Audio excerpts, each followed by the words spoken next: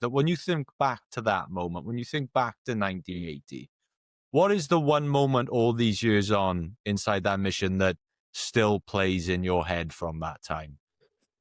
Well, the whole thing, I thought would have been forgotten about a long time ago. And I'll say that because the lads I worked with, the John McAleesters and stuff, you know, when we were there, we still had 12 years to do in the army, in the SAS. So we never really talked about it. It was something that B Squadron did, you know, and you mentioned Robin, you know, yeah, he was there, but he's part of a reserve team. But we didn't talk about the ins and outs of what happened. People knew what happened.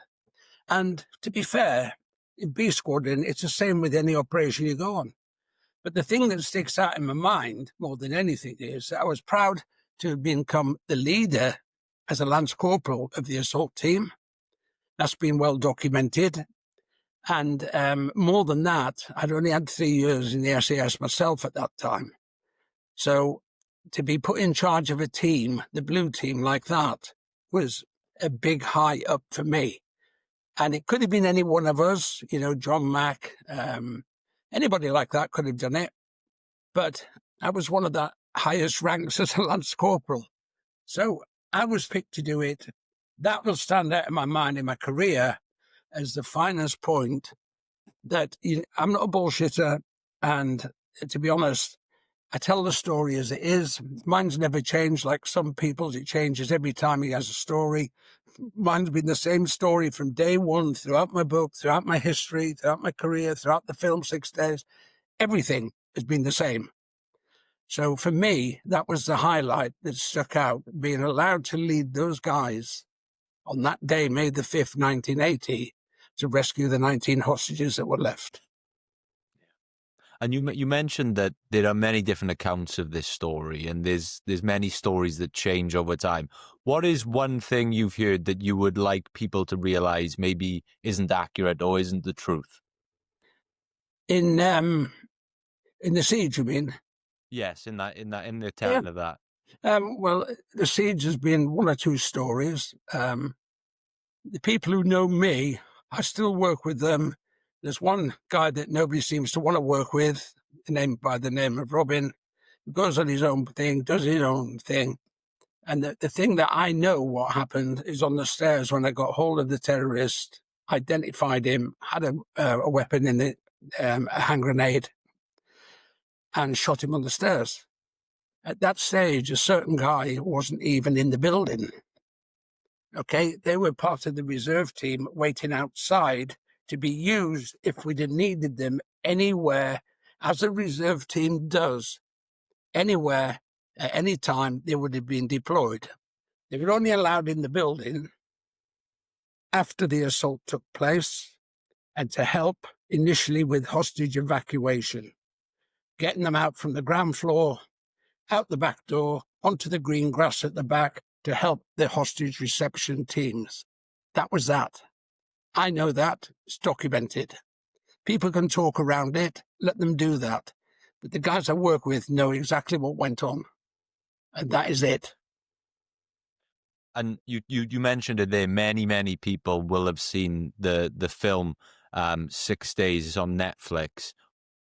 Being portrayed in that film yourself, and you know, when you watch a Hollywood retelling of something you lived, how do you reflect on a film like that? Do you watch it as, you know, can you separate it as just, you know, an entertainment, a dramatized version, or are you more analytical when you're watching it? And No, I was involved from the beginning. You know, right at the very beginning, because I read my book, Go, Go, Go, which is a definitive story of the Iranian Embassy Siege, okay? That was given to Margaret Thatcher in 2011 by the Diplomatic Protection Team, who I've got very friendly with. They took her the book and she enjoyed it. So along with that, everything that happened in 6 days from the start, when they said to me, we're thinking of making a film, when I met them in London, that's Matthew Metcalf, the director, Glenn Sandrin, the script writer, who I was going to get very friendly with. And we then set about, said, yeah, it's a bit overdue, should have been done ages ago. And we set about that in 2015. Okay. He came over to the UK because it was New Zealand Film Corporation that made the film. They came over, introduced themselves, we had a chat. They saw a film in it, they read my book, they got all the facts from my book, nobody else's. And then I took them to meet some of the guys in Hereford. I took Glenn Stanley, the script writer, for 5 days. He came with me, along with his wife, to Hereford, and I got some of the guys who were involved in the siege to sit down in a pub and tell them your story. They've got my story. I didn't have an input. You tell them your story. And sure enough, the guys told the story. And from that, Glenn went back to New Zealand.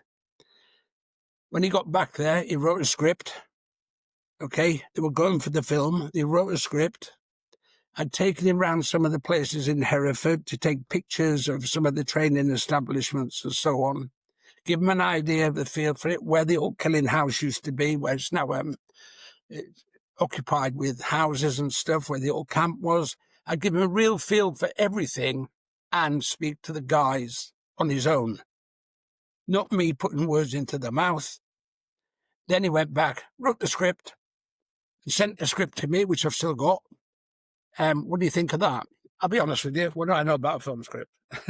But what they said is, they couldn't put everybody into the film. I was there, no gloves. I was there because I led a team as a Lance Corporal. I was the guy who wrote the book, along with the co-author. And that's where they got the inspiration to do the film. So that was quite easy. I sent it back to me, I had a look at it and thought, great, as you mentioned, Hollywood. The first thing I would have kicked out was Hollywood. But there was no love scenes in there, there was no crap in there. But what they wanted to do, and I remember them telling me, you can't put everybody into a film. So they've got Jamie Bell eventually to play me. Before that, I believe it was Chris Hemsworth, but things happened. This is what I was told. And, of course, it went from there. And I sent the script back saying, yeah, I like it. Then they sent another script through a bit later on where they've revised certain bits of it. What do you think of that? Yeah, I'm still looking out. Yeah, okay, no problem. I like what I was seeing, but they wanted to do and make the film about a nucleus of camaraderie. Hence why the likes of John McAleese was friends of mine, but all part of the assault team mainly. Okay, that's what the film was going to be about. A lot went on in the background. You know, I was very good friends with Max Vernon, the head negotiator. And, you know, that's how it all happened. So they went back there. Then I was invited over to New Zealand for the first part of the filming when the set was built, because they built the set in New Zealand, destroyed it in the end, burnt it down.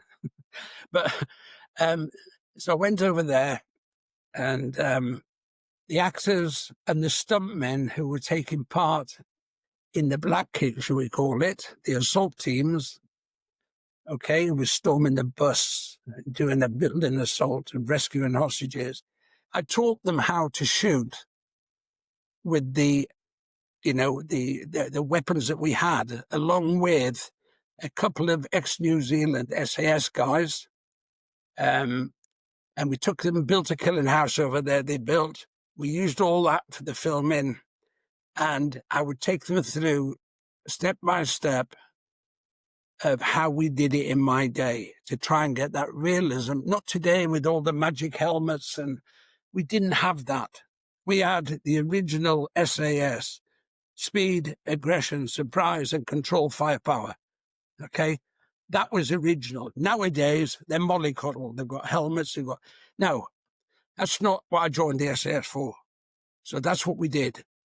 And then I took them through everything, a couple of weeks, just training, shooting, killing house, all facilities supplied by the New Zealand guys. Absolutely brilliant backup, great teamwork all around. And the film finally came out, 2017. just about the time of my book came out, the regiment 15 years in the SAS. And when I went to see the premiere, I was like, yeah, I could see that there was a bit of a bent towards Rusty. I wasn't expecting that. Even by the script, I wasn't expecting that. But that's what they decided to do. That's the only way they could do what they wanted to portray on the screen. And I've recently been told, I don't check on this, but I was told last week, I think, or the week before, that 6 Days of Film was number 2 on Netflix. I don't know how true that is. I don't do things like that myself. But there's 2 people told me it was number 2 on Netflix within the last 2 weeks. That takes some doing. And I was proud to be part of that. And of course, Jamie Bell, when I met him in New Zealand, I took him to one side. He'll tell you, I'd give him my book, The Regiment 15 Years in the SAS. I said, Jamie, have a read through that, which he did.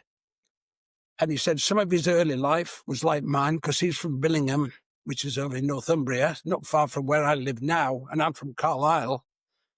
And he read through it, and then I took Jamie one-on-one, and the idea was he had to become me. So I had him one-on-one, taught him how I shot, okay, and how we did it in the day, showed the stuntmen and some of the people who were with the stuntmen how what we did in the day. So I had the whole lot, but the main aim was to get Jamie to become Rusty. And a funny story on that, when I took him shooting, I used to video him. I've got a lot of video stuff nobody's ever seen. I took the video with my camera in the killing house. Jamie Bell shooting, the actors and stuntmen, some of them shooting. I've got all this, right? I took it with my phone. And then I would play it back to Jamie and say, Jamie, look, you see what you're doing there? It's wrong. I've showed you how to do it. You know, explanation, demonstration, imitation, participation. That's it. That's how you do, yeah. But in those days, when I was actually doing the actual training and stuff, it was good to get them to one side. And then you could debrief him afterwards and show him where he was doing good and where he was doing crap. And one day I thought, I need to tell him the truth. So I got hold of him and said, Jamie, look, you've got to get into the position like a boxer's stance, you know, for CQB. And I showed him again. Well, it didn't quite work with him. So the next time I said, Jamie, look, this is what he said. Rusty. He said, I've spent all those years dancing. He said, and I can't, you know, Billy Elliot, you know, he said, I said, look, Jamie, it's dead simple. And I got right up close to him and went, just remember this, Rusty don't fucking dance. And he got it. He got it on the spot. And he took it really well. So we carried on and he got better and better. And I was very surprised. He's a very quick learner, very, very quick learner. And if he made a mistake, I didn't have to boot him up the backside. He used to criticize himself. And that's always a good sign, in my opinion. If you criticize yourself, which he did, you know, he used to get really wound up about doing things wrong. I said, Jamie, it's only me knows because I'm Rusty. So it was good fun. Amazing. Yeah, and I think it's so important for when there are movies, TV shows being made about special forces or certain missions that you actually involve the people who are in there, because I think it's very easy to spot when a film isn't authentic, and you can tell when someone hasn't been involved in the process, and Hollywood producers have just run riot on what, you know, their interpretation is. It's so important to involve the people who were involved. Yeah, and that's what we did. We couldn't get everybody, you know, some of them are no longer with us. That's why I keep exposing these so-called wannabes, you know, who pretend they're on the balcony. They, you know, as soon as I find them, I expose them and they hate it. But they're taking dead guys' credits, you know, and nobody should be allowed to do that ever. So just touching back on something you said in the midst of your answer there, you talked about the difference between the SAS back in your time in the regiment and now. You described them as being mollycoddled. What do you mean by that, and where do you think they're going wrong? Well, if you look at it now, you can say they're going wrong, or you can say they're moving ahead. Everybody likes to think it's always a good move. Look, when I did my selection in the summer of 1977, okay, it was a hot summer. As I did my pre-selection training in 76, it was the hottest summer on record. However, once we started the selection proper, if you like, not the pre-selection beta where you just do your own stuff, but once it started proper, we had good weather and bad weather in that summer. And we didn't have things with big day-glow markers on, beacons and these Sabi type that they carry with them and all that type of stuff. You were left, okay, to pass or fail, okay? If you fell by the wayside, you failed. And but if you passed, you knew you'd passed. And nowadays, I don't keep tabs on the regiment. I'm not here to criticize them, but they've got all this gear that they have to take as safety marker panels and this. Well, we never had that. If you're going to be in the SAS, you need to be right up there. And, the training conditions, you're not going to have them in operations, big marker panels on your back, and it's not going to happen. So, I've heard that as the numbers have been increased for the regiment, that the selection process has got easier.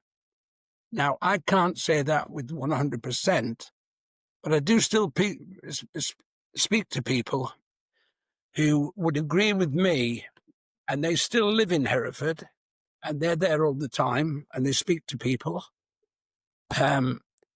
And from what I can gather, because of the numbers game, you have to have the numbers. So if they weren't, let's be honest, some of the selections that have gone on over the years, a handful of guys have passed them, on certain. Mine was lucky. Mine was 77. That was when the parachute brigade were disbanding. A lot of disgruntled paratroopers didn't know what to do.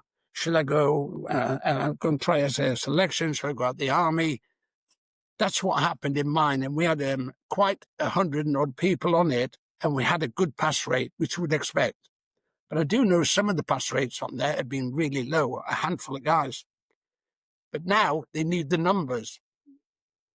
So if you need the numbers and number crunch, if you haven't got enough men in the regiment will fold. So you've got to make it. This is my opinion, and some of the guys that, because I'm sort of the old school nowadays, and that's the way I look at it these days. And they do a great job. I mean, don't get me wrong, they do a great job, and always have done, and still, in my opinion, the best in the world. But if somebody asked me a question about then and now, I would say then was much more difficult and hard to get through. It's interesting you say they're best in the world. Now, on this show, we've spoken to many British Special Forces. We've spoken to Navy SEALs. We've spoken to 4-star military generals from America. And they all say, undoubtedly, they've all said to us, we've never heard anything else, that the UK have the best special forces in the world. Maybe not the best resources, but man for man in terms of skill, the best in the world. Why do you think that is?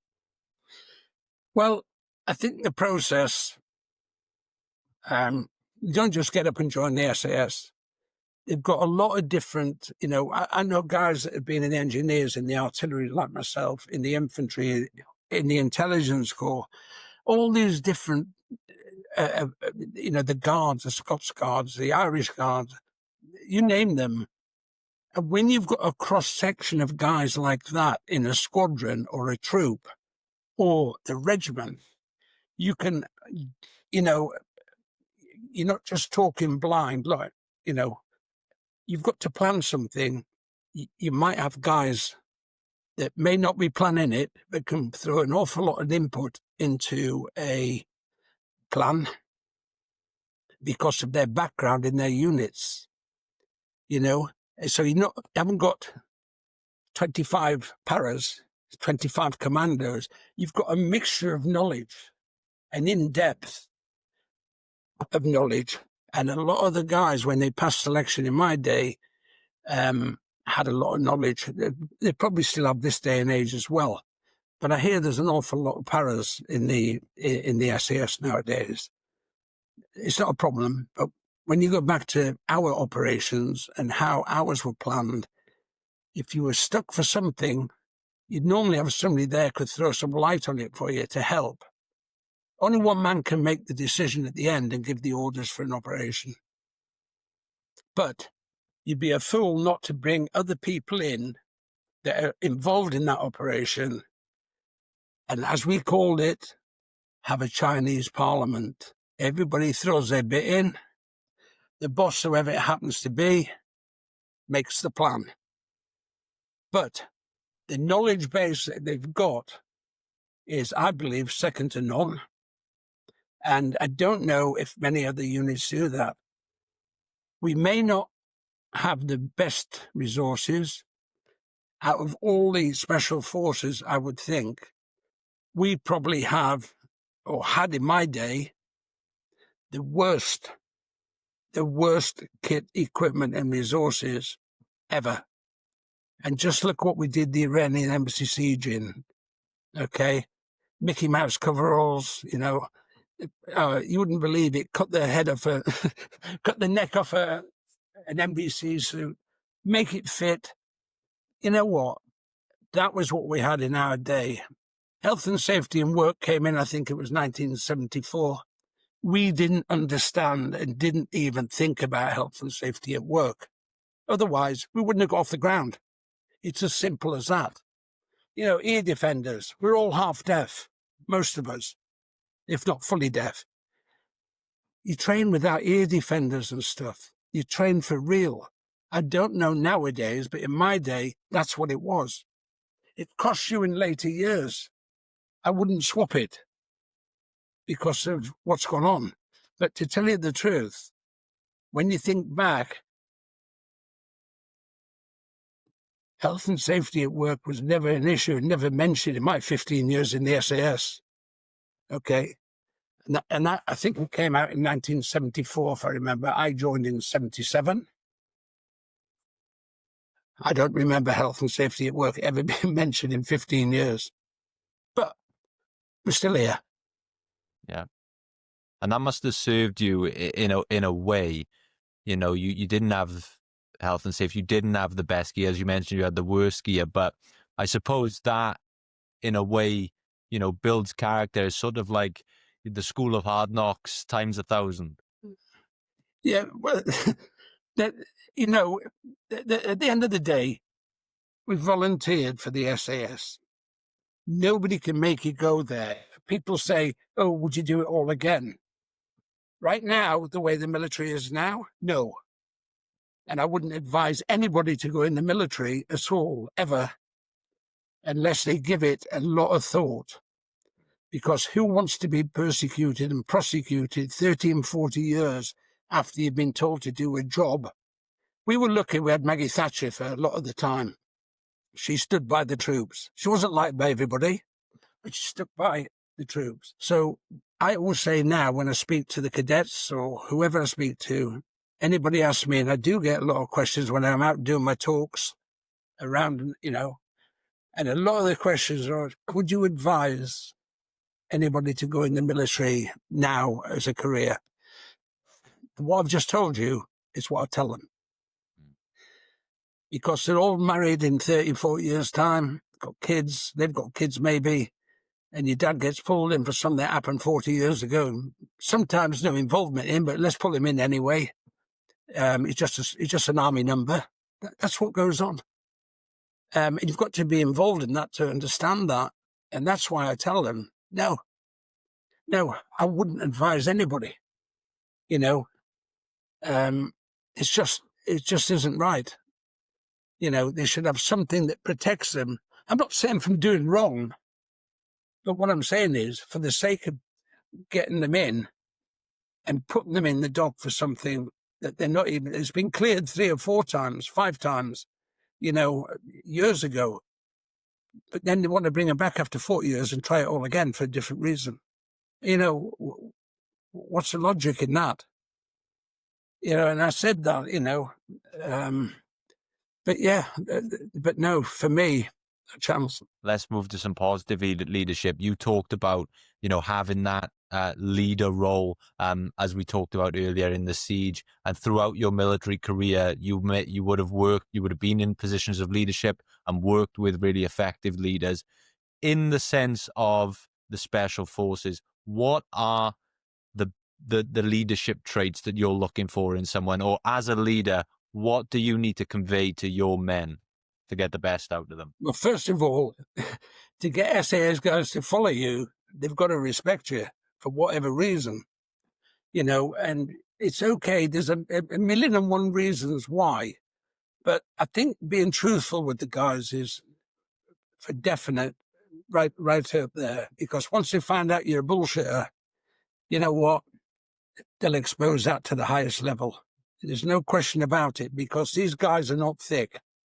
These guys had worked to get in the regiment, and leadership in there at times has been, you could say, questionable, only for the fact that things come and go. You can't get everything right all the time. But as long as you've got your morals and, that you're doing the right thing for the right reasons, then people will follow you like I would have to follow somebody else. And we can all talk behind people's backs, and I think that's just a cowardly way of doing anything, I'll be honest with you. But we can all do that. But the leadership quality is, in my opinion, truthfulness is one.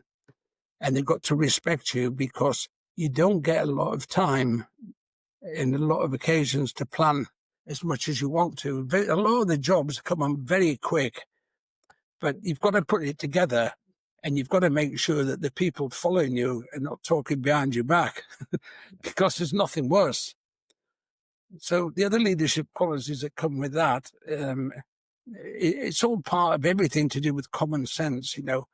We don't normally get, people have been there and they get found out. They get through selection, and they get found out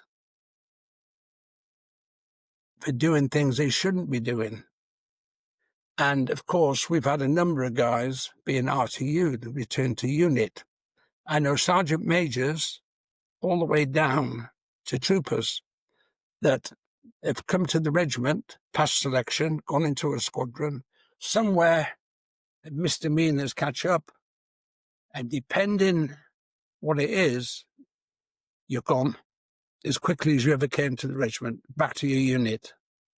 And it's happened to quite a number of people. So one thing is, for 15 years in the SAS, I was looking over my shoulder. But all the guys that stayed there were looking over their shoulder, because you get the senior guys that keep an eye on you till you come through the ranks. Your turn then is to keep an eye on these guys that are coming through, and it goes on like that. But if you fail to reach the mark, you'll be gone. Oh, you were in my day, you were gone as quickly as that. And as I say, I know sergeant majors downwards that have gone. I also know officers that have been and gone. No names, no pactorial, but it's a fact. And people of my era will know what I'm talking about. There's no question. So it's a funny, it's a bit hit and miss, because leadership is all different. Not everybody leads the same way. Okay? It's open.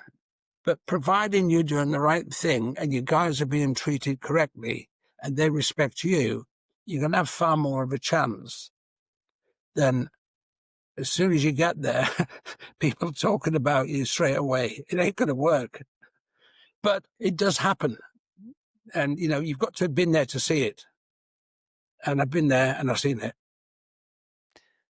Another trait other than leadership that I find fascinating when speaking to people like yourself, real high performers in this space, is dealing with pressure and remaining calm amongst chaos. This tends to be a topic that people are fascinated asking sportsmen about. But I think that, you know, someone like yourself is the best to ask this question because, yes, you're dealing with pressure, but the consequences are as high as they could possibly be. So when you're in a situation where, say, you're going through a door and you don't know if someone on the other side is waiting with a gun, what goes on mentally to stay calm, to fall back on your training and not let the mind take over and overcomplicate and put yourself in a state of panic? Well,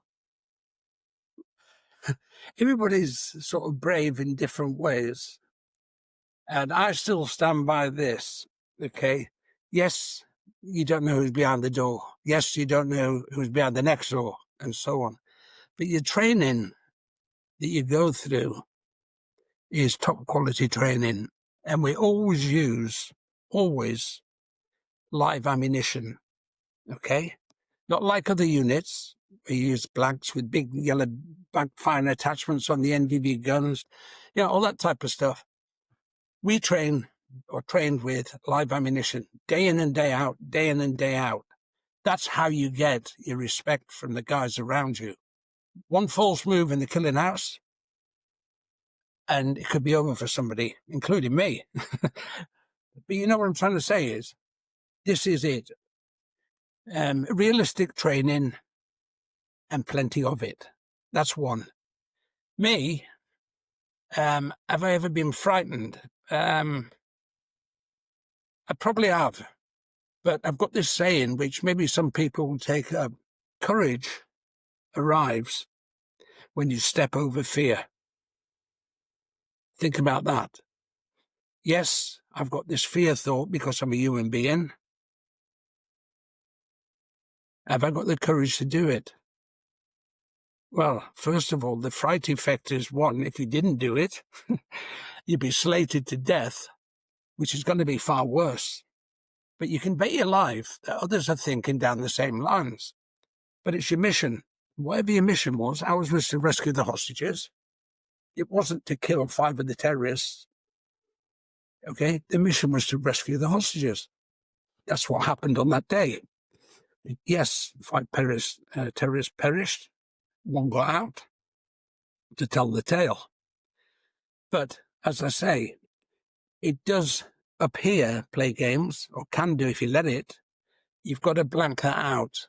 And the one thing is, if you're going to be, or were in the SS in our day, you saw what happened. You saw what poor kit and equipment we had on the day. The radios were absolutely shocking. Everything about it was rubbish. The only thing you've got, and I still say to this day, the guys have 2 things: adaptability and flexibility. Adapt to any situation and be flexible enough at the end. If it's not working, don't be frightened to change. Adapt to the conditions, adapt to what's going on, but be flexible, not like A to B. No, if it's better to go to A to C to B, just do it. As the advert says, just do it. And I'll be honest with you, that was my school of thought. To this day, I still have a school of thought. I'm not as active as that, obviously, but it's got me to where I am, just to be incredible. That's the other thing, credibility, and the will to succeed is always going to be the case.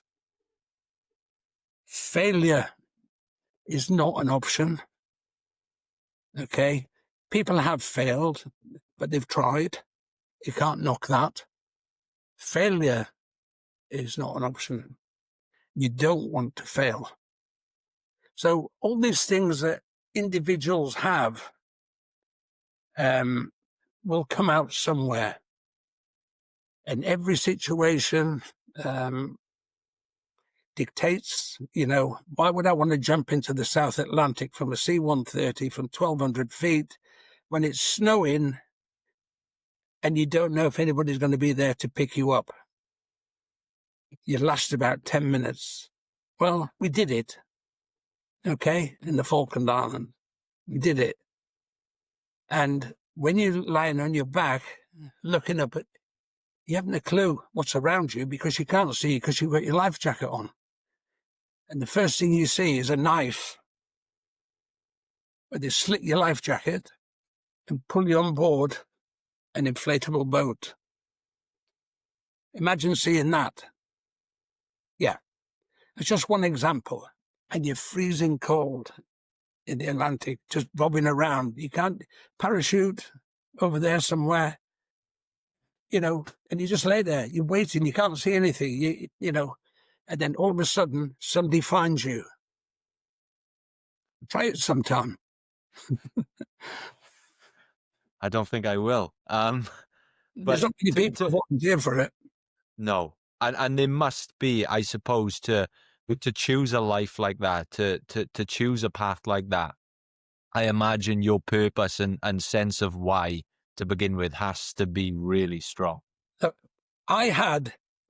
When I joined the Commandos, right before I joined the SAS, I had a life of Riley. Okay? I was on the training wing teaching commandos to become commandos.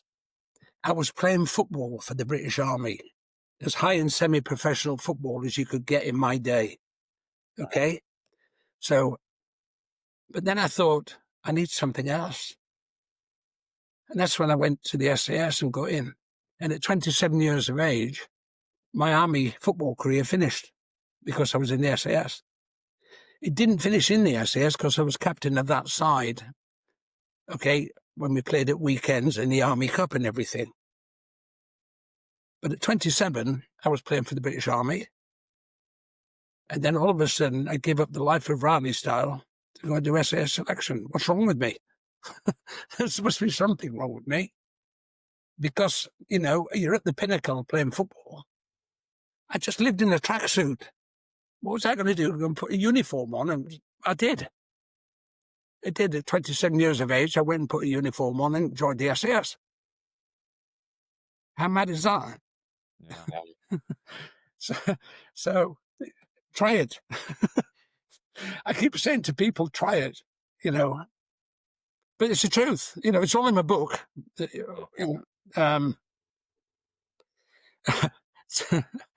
But that's me. Yeah.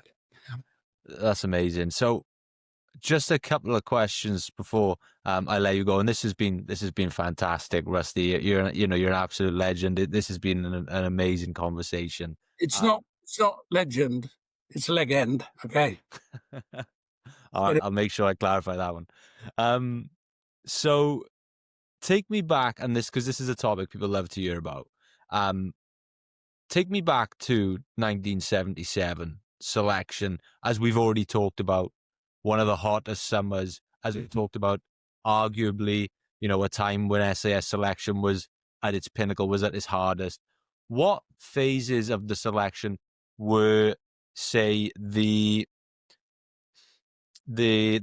typical points in which would catch someone out? So what was it about selection where you saw most people drop off? What did people find the struggle? Was there anything in particular, or was it, never the same thing? No, I think that the thing I hated more than anything, right, this has gone all the way through selection, by the way, is jumping in the back of that Bedford in Hereford, driving the 30 or 40 miles out to the training area. Once I got off the vehicle, I was away, gone. Once I was coming back into Hereford at night, I hated it. Everything else in between, I loved. Now, people join the SAS for the wrong reasons.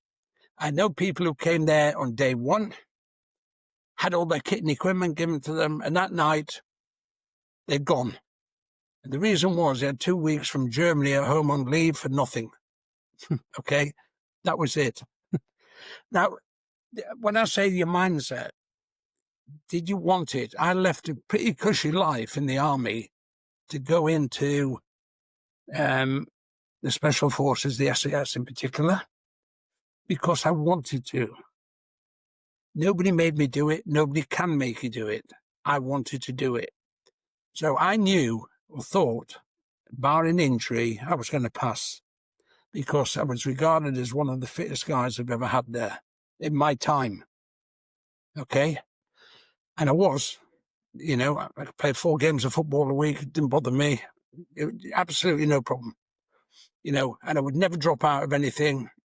You know, I'm the guy who used to walk 40 miles a day in France and, 40 miles a day.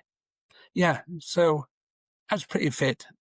And the people who go there, sometimes they get there, they think it's going to be a swan song. Well, it isn't. It's all about the 7 Ps. Okay? Prior planning and preparation prevent piss-poor performance. Okay? That is what it's about. We all trained prior to going. I was with John McAleese and a few other guys on the hills before we even knew we were both going to go on selection together, even though we'd done the commando course together. We didn't know we were both going to end up on the summer selection of 77. No mobile phones or anything. And it's all about how you prepare yourself. Some people go, well, yeah, okay, I'm going to have a go. Some people don't like the jungle. Why? It's the coolest place in the world to be. You don't get any hassle of anybody. There's no radios, there's no telephones, there's no... Hey, you can't get... Oh, there's no beer. Okay, that's a problem. But apart from that, it is... people say, oh, the jungle. No. The jungle is there to be respected. You respect the jungle and you won't go far wrong. You try and beat the jungle, you will fall by the wayside. It's as simple as that. And it's the same with all the rest, the test week and everything. Well, yes, it breaks you down and you finish off with the 42-miler on the last day over the Brecon Beacons. You've already lost a whole load of people on the build-up to that test week. But when you get there and this is the last one, you just rub your hands together and you go, this is it. You put your head down, you go as fast as you can. You don't look back in anger, I heard you say. You go forward and push on and push on. And when you get there at the end, you still don't know if you passed because they make you wait until everybody's back in camp. And then they decide with the timings and everything else who's actually passed. That is the mind games you've got to get over. Yeah. Do your best. And nobody can knock the people who fail. I certainly can't. Because it's better to have tried and failed than not to have tried at all and criticise others. That is me. That's a great message. And a great message to end this conversation on. And before we let everyone know where they can find your books, your website, which we can see right behind you on the wall there, the final question I ask every guest on the show, whether you are ex-Special Forces or an actor or a scientist, I ask the very same question. And that is, right now, today, for Rusty, what makes life worth living? What makes life worth living? Well, from the background I came from as a small child, when I had no mother and father that I've ever known, it is or was at one stage to try and do the best you can. Now, I wasn't very good as a youngster, but once I got a kick in the backside, okay, and thrown in the army at age 15 to fend for myself, that is what I enjoyed. I've never had a mother and father, and finally, it's to get there and succeed, which I have. But my path wasn't made out for me. My path has gone there, then I've had to change. But there again, humans shouldn't be frightened to change. A bird can't fly. It has to fly south in winter. A human being doesn't. They can change and try. Don't be frightened to change, and always look for the next hurdle. As I say, I had a cushy life in the army. I hated it when I first went in. I couldn't get any better at the end. I was just plodding along, playing football, and then decided even then I need a change. And that's what I did. But it was me in control of my life, not somebody else in control of what I'm trying to do. It was me. So I look at it that way and think a lot of what ifs. What if I'd not been thrown in the army at age 15? I probably wouldn't be here today. But the mere fact is that I was meant that I had to stand up for myself. There was no drugs in my day. Very little that I can even think of. Nowadays, a lot of lives are ruined for a lot of different factors. And there's nothing you can do about it. I can't do about it. I do help people. So that's what I would say. You've got to look forward, and only you can make in life what it is. If you make it worth living, then you've had a good life. I'm just finishing my third book. Okay, it's in with the publishers. It's 170,000 words in that book. I beg your pardon, 171,000 words. Okay, that is in with the publishers now, being looked at. That'll be my third non-fiction book about myself. I'm the guy at school, age 11, 12, used to have to stand in the corner of the corridor for being naughty in class, who couldn't spell, couldn't do anything. So when you look at, not being big-headed, what I've achieved in my time, when I could have had an easy life, I didn't. I've taken the rough way out, as I started off rough in life, and I've finished rough in life. And there's always something to go for. I'm not finished. I'm 75. I'm not finished. Okay. Maybe there'll be another film about my book, my life story. That would be an icing on the cake. And I'd love to see it. Yeah. But but that's me. Force fed, if you like.